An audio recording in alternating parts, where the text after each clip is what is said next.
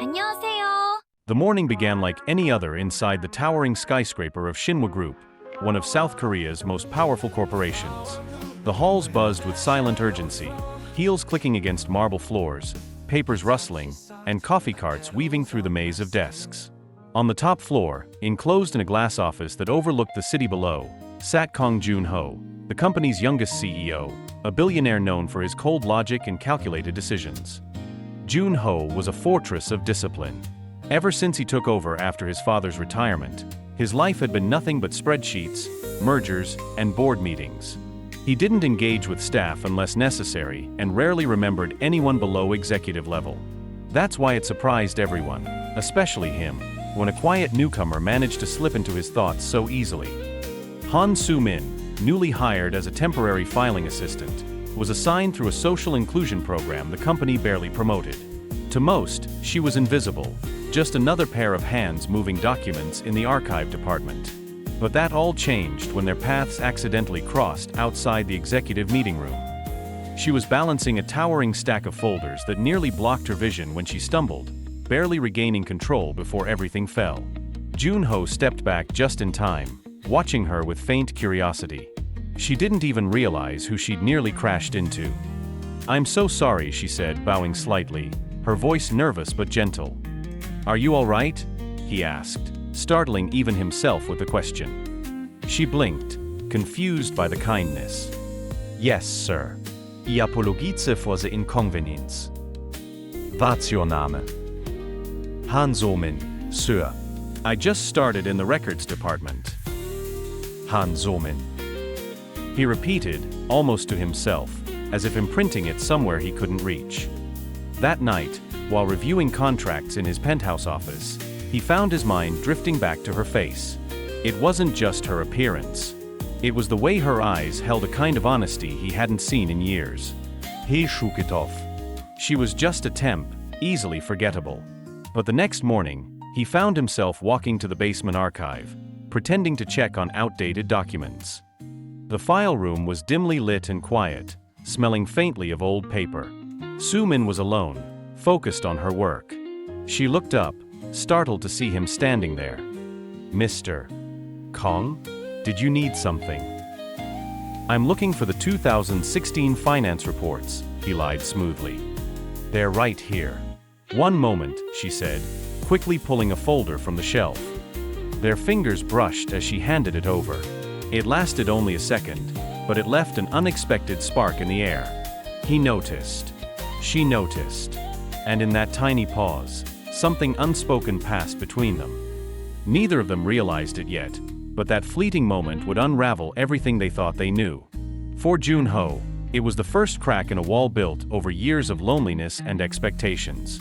For Soo-min, it was the beginning of a story that no office rulebook could predict. Outside, the skies over Seoul were clear. But above Shinwa Group, a storm was silently gathering.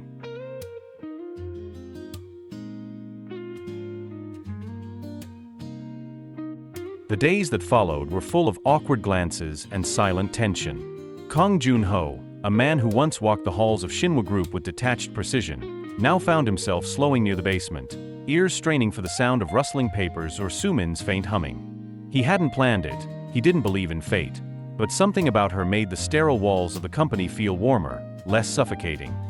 Han Soo-min, on the other hand, tried desperately to ignore the growing flutter in her chest. It was dangerous, foolish even. Office gossip traveled faster than emails, and the CEO's name on anyone's lips was enough to ignite scandal. But every time she looked up and caught him observing her from across the room or stepping into the elevator just as the doors began to close, her heart betrayed her better judgment.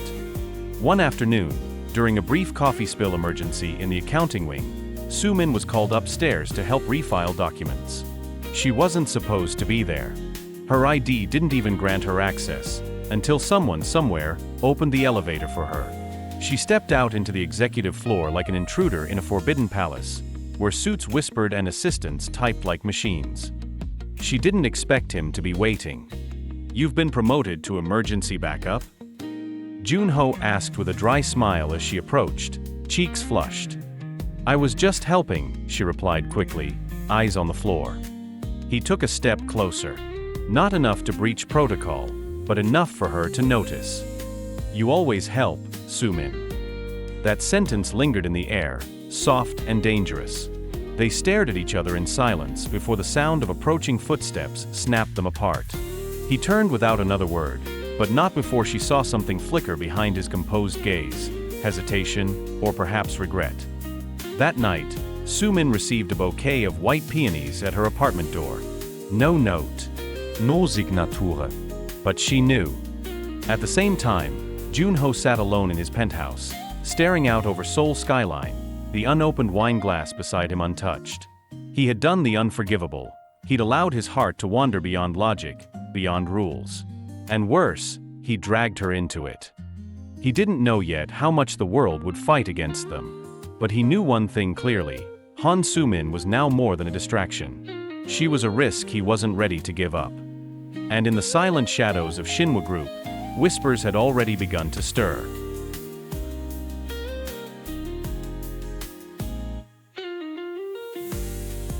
Rumors are like smoke in corporate buildings. Once they rise, there's no putting them out. A week after the mysterious bouquet arrived at Sumin's modest apartment, subtle glances and fragmented whispers began to taint the atmosphere at Shinwa Group. The pristine image of the company's young CEO was now marked by murmurs of impropriety and favoritism. Assistants paused their typing when Junho passed. Elevator conversations quieted abruptly at the sound of his approaching footsteps. He was used to being the subject of corporate awe, not gossip. But it wasn't the company's suspicions that unnerved him, it was his own inability to stay away. Each morning, he found excuses to pass by the archives department. Sometimes it was an old file, other times a quality check a roll far beneath him, but he didn't care. Seeing her, hearing her laugh softly to herself, watching her concentrate as she filed documents, became the only part of his day that felt real. Sumin tried to keep her head down. She didn't wear makeup, didn't engage with coworkers beyond necessity, and made every effort to vanish into the shadows of her lower floor department. But even silence couldn't shield her from stares. Her co-workers began treating her differently, some with curiosity, others with envy.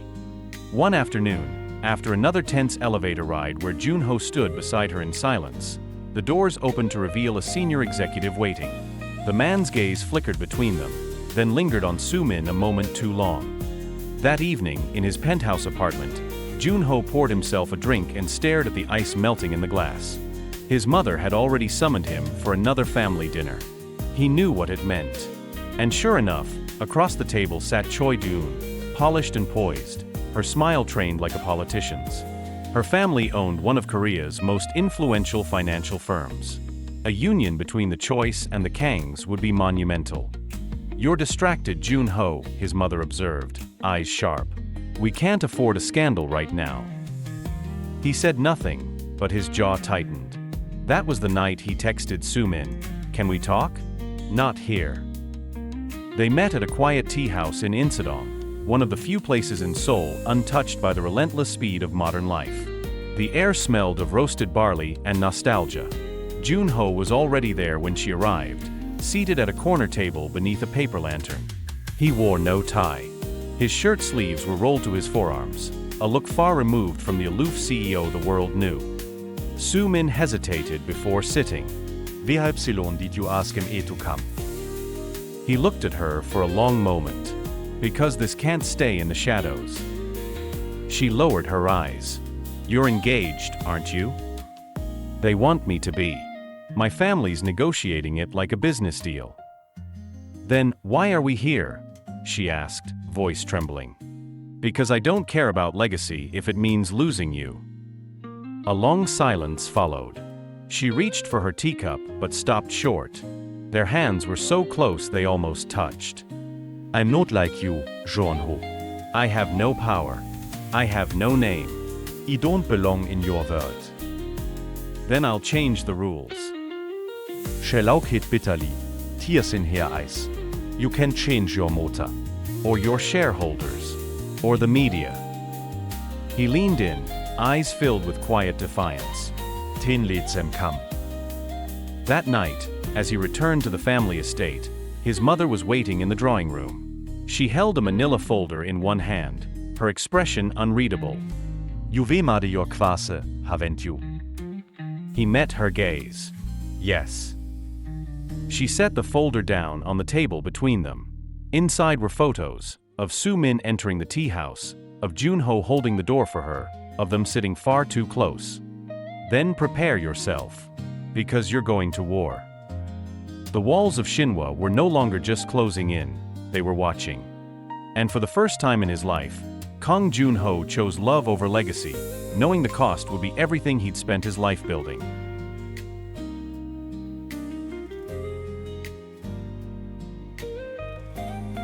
It began with meetings he wasn't invited to. Kang Junho entered the boardroom one Monday morning to find unfamiliar faces seated at the long glass table. Figures from Shinhwa's older guard, some retired, others merely silent until the winds of power began to shift. They greeted him with polite nods, their smiles as stiff as their suits. Though he was still the official CEO, the message was unmistakable.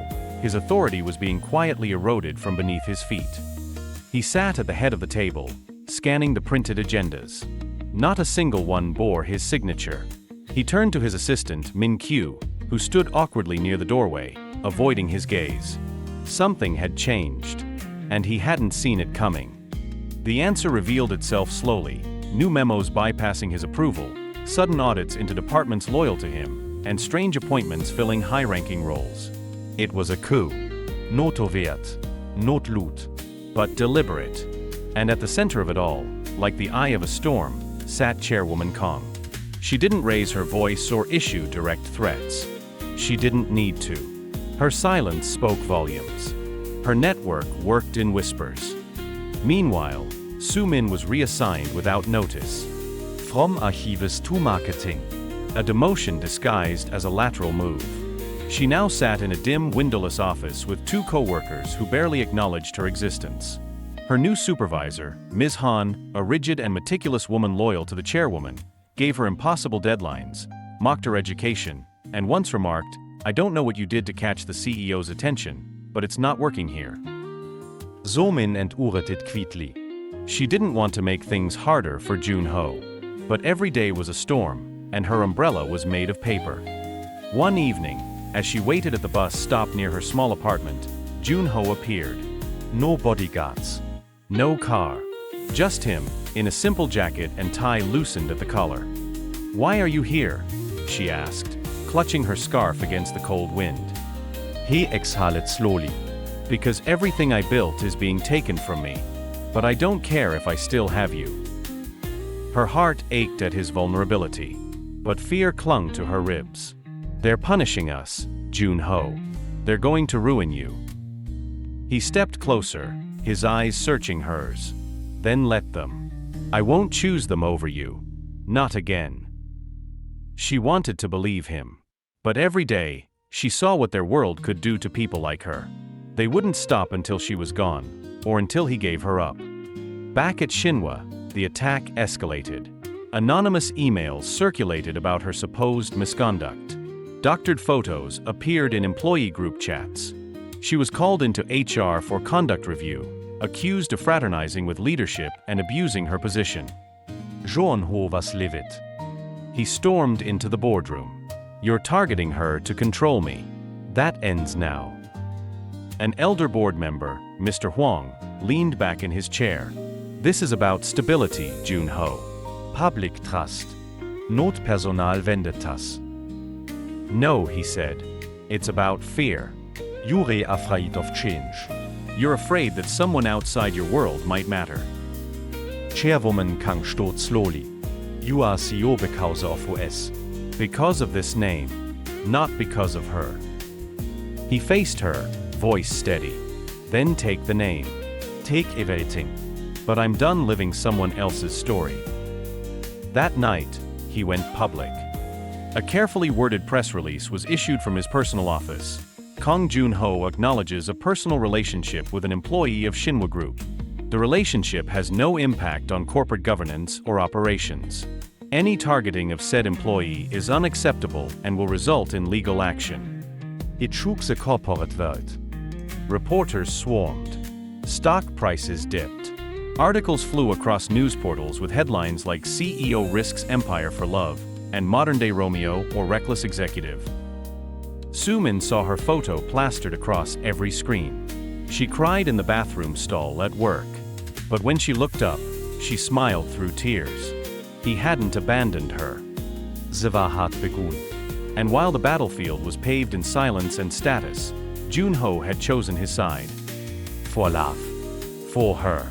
For the future they refused to surrender.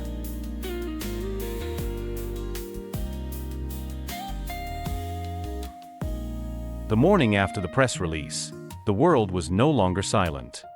News anchors dissected every word of Junho's statement. Internet forums exploded with speculation, outrage, and surprisingly, support. Some netizens praised his honesty and called him a modern-day romantic rebel. Others condemned his actions as reckless and unprofessional. Corporate shareholders panicked, demanding an emergency board meeting. The press called it a gamble, a move that could either redefine leadership or sink Shinhwa entirely. But to Soo-min, who stood by the window of her tiny apartment watching the sunrise, it was something far simpler, the first time someone had chosen her. Openly. Without apology. Inside Shinhwa Group's towering headquarters, the atmosphere turned electric. Ze buzzed with uncertainty. Some employees whispered in the hallways. Others avoided eye contact entirely. A few, emboldened by Junho's defiance, offered her subtle nods or small smiles of support when they passed. But the whispers never stopped. They clung to her heels like shadows, thick with judgment and envy. In the staff cafeteria, tables would fall silent when she entered. Her tray once mysteriously disappeared. She sait nothing. And uret everything. Junho faced a storm of legal meetings, press interviews, and internal investigations. He stood tall in front of a room full of shareholders, many of whom were family friends or old money loyalists. The personal lives of executives do not dictate their professional capacity, he declared during a heated Q&A.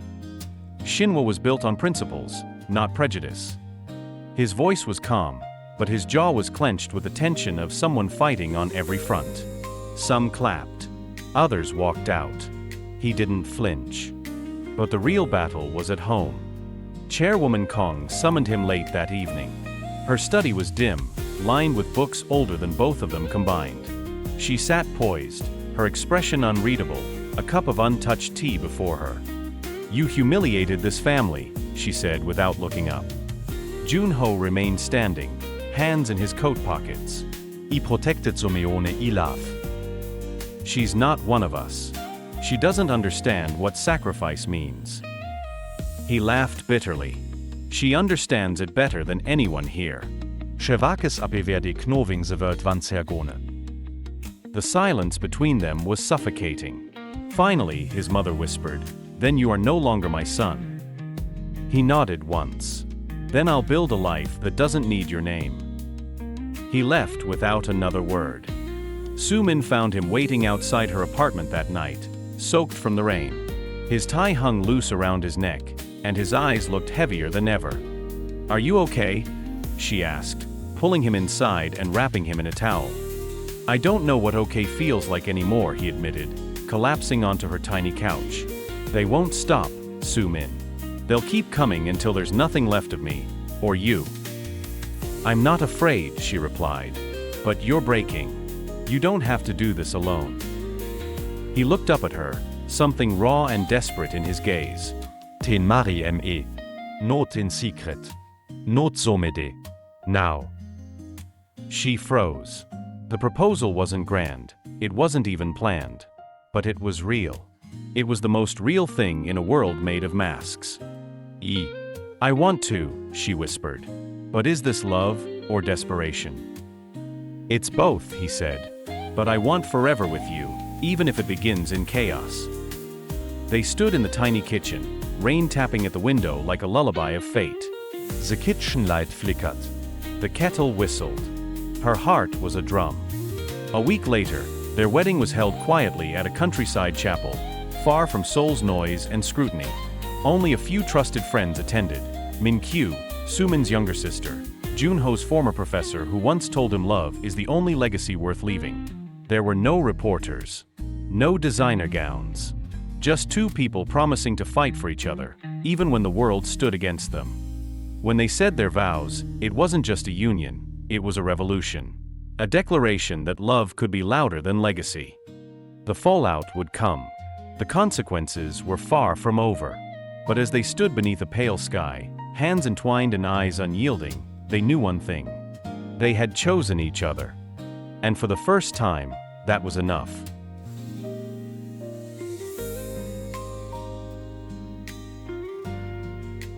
Spring arrived like a whispered promise. Cherry blossoms danced on the wind outside the modest home Soo-min and Jun-ho had bought together just outside of Seoul. It wasn't the penthouse she had once only dreamed of cleaning, it was better.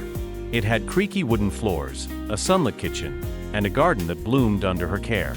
Their mornings began not with boardroom briefings or hurried coffee, but with laughter and the clink of breakfast plates. Peace had replaced spectacle. Their lives had become something soft, almost sacred, stitched together in quiet rituals of love. But the world hadn't forgotten them. After the wedding, the Shinhwa board had voted to remove Jun-ho as CEO. His replacement was a distant cousin favored by Chairwoman Kong, someone willing to toe the line, smile for cameras, and erase every trace of scandal.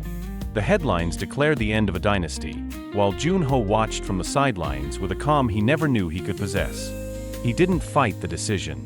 For him, the crown had lost its shine long before they took it away.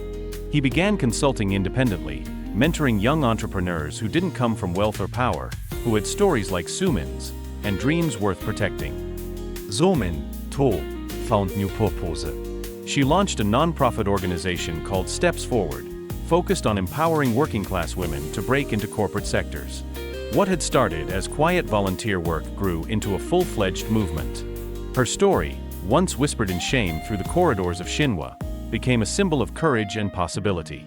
She was invited to speak at universities, featured in magazines, and offered book deals. Yet, she remained grounded, still doing her own grocery shopping, still waking early to water her garden. She had carved a new identity, not as Jun-ho's wife, but as a force in her own right. One bright Sunday morning, they sat under the cherry tree in their backyard, watching their toddler waddle across the garden in socks far too big. Her name was Yoon-ae, named after the dawn, and she had inherited her father's determined eyes and her mother's stubborn jaw. "She has your fire," Soo-min said, sipping tea. "And your grace," Jun-ho replied. A dangerous Kombination. They watched Yoon-ae fall, then laugh and try again. Her resilience made them both quiet for a moment. Do you ever miss it? Soo-min asked softly. The power, the titles, the empire. Jun-ho looked at her, then at their little girl trying to catch a butterfly. Not for a second. "I traded a kingdom for a heartbeat." I do it again every day. Soo-min leaned her head on his shoulder, closing her eyes. "We never had a fairy tale." "No," he said, brushing a blossom from her hair. "We had something better. We wrote our own story, one chapter at a time." The sun dipped low, and petals fell like confetti around them. Jun-ho took Soo-min's hand. "In this life and every next one," he said, "I choose you." She turned to him, eyes bright. "Always." No headliness.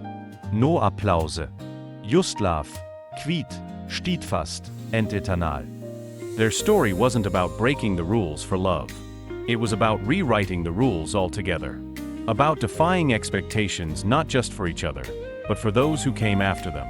They had built a home, a future, and a legacy rooted not in wealth, but in truth.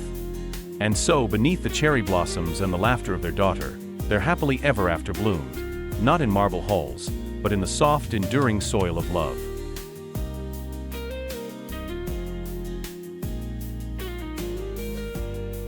Seasons come and go, oh, our love will always grow through the storms and gentle